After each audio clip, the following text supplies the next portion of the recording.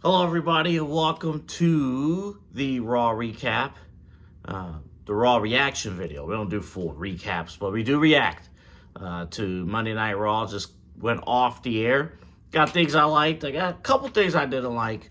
But overall, great show tonight that went into the build for the upcoming Clash in Paris PLE. Let's get right into it here. We'll start with the things that I liked. And it starts right away with the Fatal 4-Way announcement. Now, I'm not saying that everything was flawless, everything went perfectly.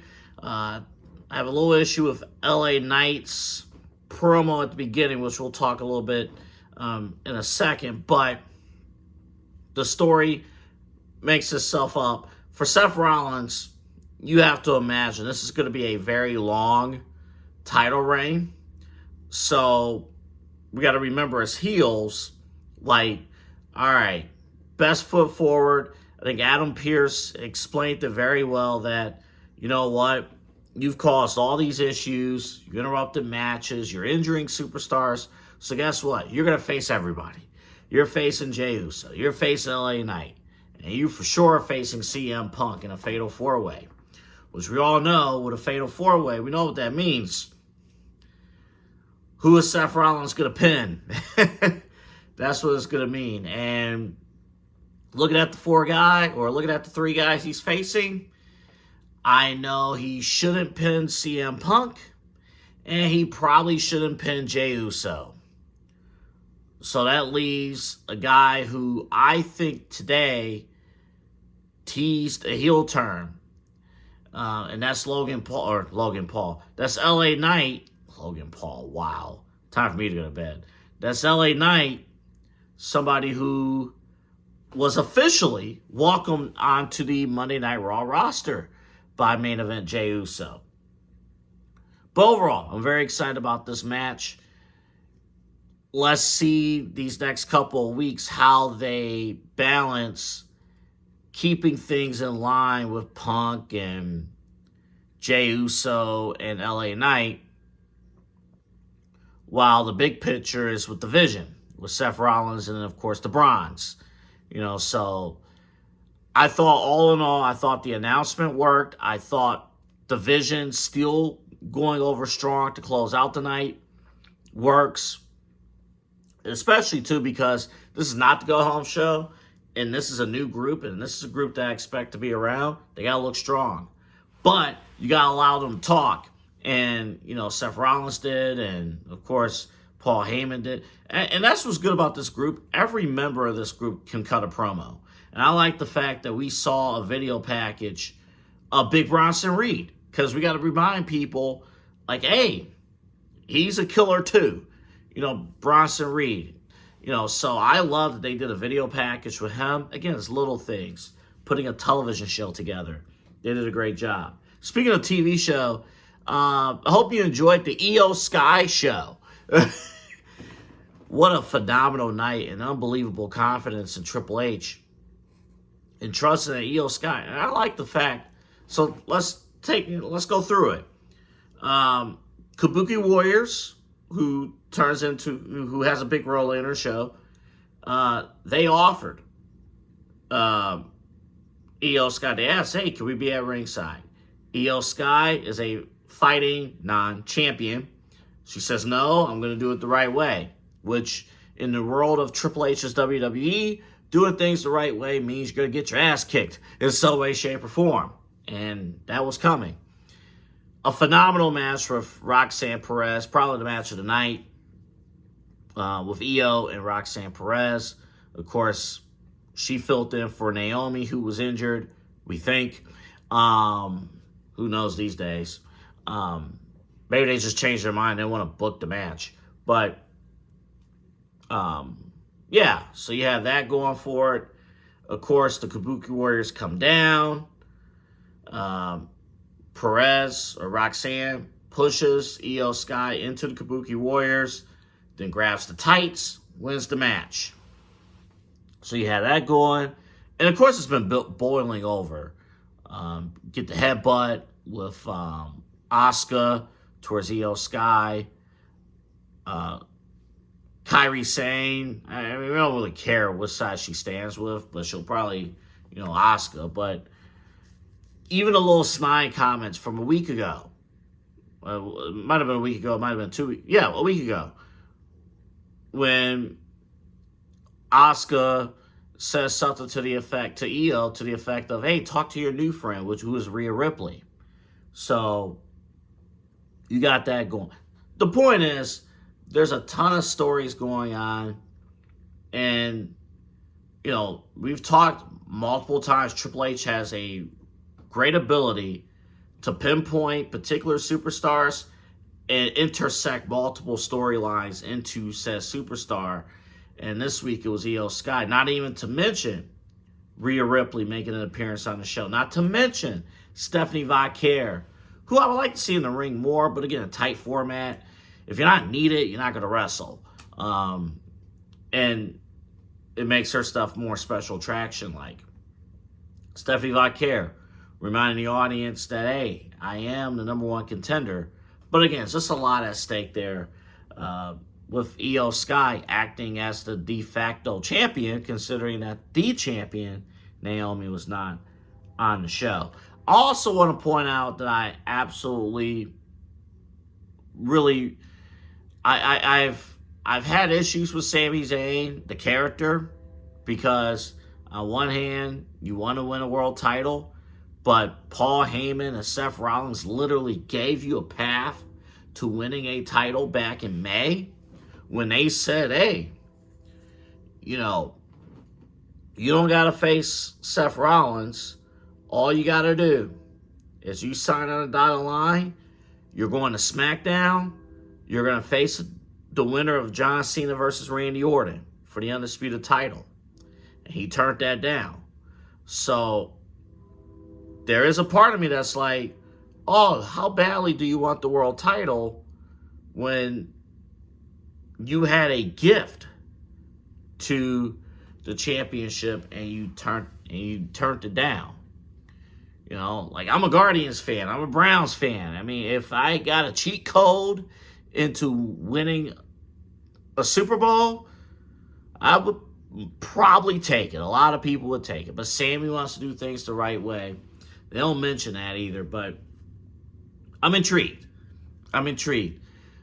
This is what it means when your top titles matter. You got men and women competing for championships.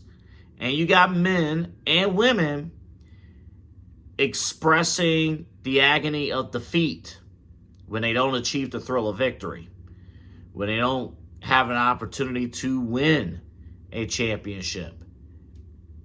And you never know. Time can pass. You never can get it. Sami Zayn, there's going to be this. Now, this is a tough ask. Because you stretch this story all the way to Royal Rumble. What if we get to Royal Rumble time, they've been playing the story, and then CM Punk wins the Royal Rumble? So it's just like a sports season, in real sports, in real professional sports. Everybody wants to win. There are some teams that are more serious about winning titles than others. There are some players that are more serious about winning titles and winning MVPs than others.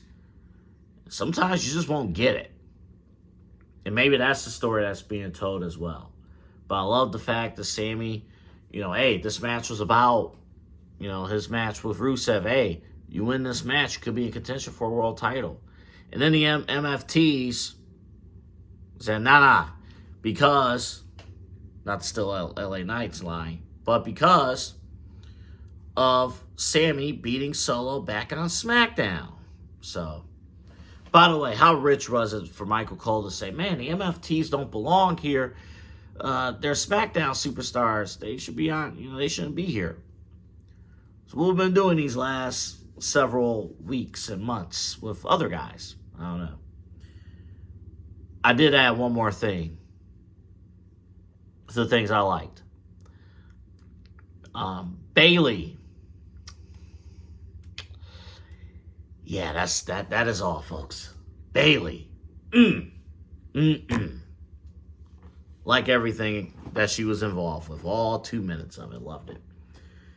She's great stuff, too. As far as the video that, I always say this with pro wrestling. And WWE does a great job with this. If they give a rat's what about you, and you're on a losing streak, they will acknowledge you. So it's great to see Bayley video package, her explaining herself. Man, I haven't won in all this time. Good job explaining it. It's like wins and losses matter. Wins and losses matter. It's not just a stat that you put on the screen and don't acknowledge it. It's, that is the eye test. Are you winning or are you losing? Are you winning by any means necessary or are you losing by every means necessary? So it's good stuff. All right, I do have to acknowledge a couple things I didn't like. The opening promo. I initially wrote in my notes LA Knight only, but CM Punk has something to do with this too. I don't like the fact that LA Knight did not make a strong case for himself. And honestly, I don't kind of like the fact that CM Punk kind of buried LA Knight. Now, I understand, I get it. Heated competition, that kind of thing. But wait a minute. If my eyes were not deceiving me, didn't LA Knight beat Seth Rollins at Saturday night's main event? Like, didn't that happen? Didn't the world champion throw his title out, throw the Money in the Bank, fake the whole injury, and LA Knight won the match? And I understand they're trying to fight in terms of what happened with the world title match last week. But, I don't think either guy did a good job. And I'm talking LA Knight and CM Punk. I don't think either guy did a good job of establishing why LA Knight should be involved. And I'm very disappointed in LA Knight because it's his character. It's his role. Like, got to emphasize that you beat Seth Rollins. CM Punk has spent all these years trying to beat Seth Rollins. LA Knight's the one that actually recently did it. And could have done it again. So when CM Punk throws a jab at you, it's like, hey, you were moments away from losing the world title. I actually gave you a favor. I need to hear LA Knight be like, that's BS. Or say the real word. No, I was going to win. I was going to win. And you effed it up for me. I know, and so that got off to a rocky start. Now, LA Knight's night got better. Loved his interaction with Jey Uso. Loved the interactions in the main event. And it's clear that LA Knight is, out of the Fatal 4-Way. You have Seth Rollins, but there's got to be some kind of tension in that Fatal 4-Way. It's going to come in the form of LA Knight because Punk can't turn. Uso can't turn. But you have a new asset in LA Knight. And as I'm looking at the landscape of Raw, the show, other than Division, is lacking in main event or mid-card, upper mid-card heels. Especially now that Karrion Kross is off the show. So LA Knight will probably fill that void. I can envision an LA Knight CM Punk feud. So that's where things like this have to hit. All right, and the last thing. Naomi is injured, right? What happens now with Seth Rollins and with the injury angle is now there's distrust, right? Now there's, let's see if there's a report tomorrow, and hopefully, me not covering this, me just being a fan and rooting, hopefully Naomi's okay and it's not serious, anything like that. But she is hurt, right? Or did they wake up this morning and just say, we don't feel like doing this match. We're not going to do this match. Naomi's going to take time off. Or is that a better way of saying, man, Naomi couldn't make it to Canada? So, who knows? But we didn't get the match. Bait and switch. It was going to be Naomi and Iyo Sky. Possibly in the main event, something happened. Hopefully, when she was in the scooter, there was a video where she tipped over or paused, right? She tipped over. Hopefully that's, whatever. But which injury angles do you believe in WWE? Which release news do you believe in WWE? I do believe that W Energy is phenomenal. W.GG, promo code SHWP10. That's how you can get W Energy.